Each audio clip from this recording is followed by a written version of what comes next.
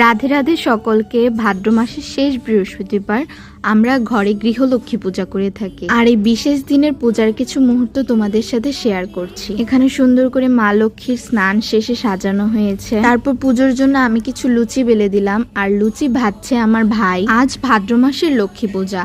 বিশ্বাস আছে এই দিনে দেবীর আরাধনা করলে ঘরে ধন ধান্য সুখ সমৃদ্ধি স্থায়ী হয়। অনেক জায়গায় বলে ভাদ্রে যেথায় লক্ষ্মী সারা বছর সেথায় সুখ, অর্থাৎ ভাদ্র মাসে দেবীকে সন্তুষ্ট করতে পারলে সংসারে অভাব অনটন থাকে না। আর এখানে ভোগ লাগানোর পর আমার ছোট ভাই আলপনা করেছে দেখো। অফ ক্যামেরায় ভগবানের পুজো শেষ করে এখন গোপালকে নিদ্রা দিচ্ছি। আর তোমরা কে কে ভাদ্র মাসে লক্ষ্মী পূজা করো তারা অবশ্যই কমেন্টে জানাবে। প্রার্থনা করি মা লক্ষ্মীর কৃপায় যেন আমাদের সকলের ঘর আলো ভরে ওঠে।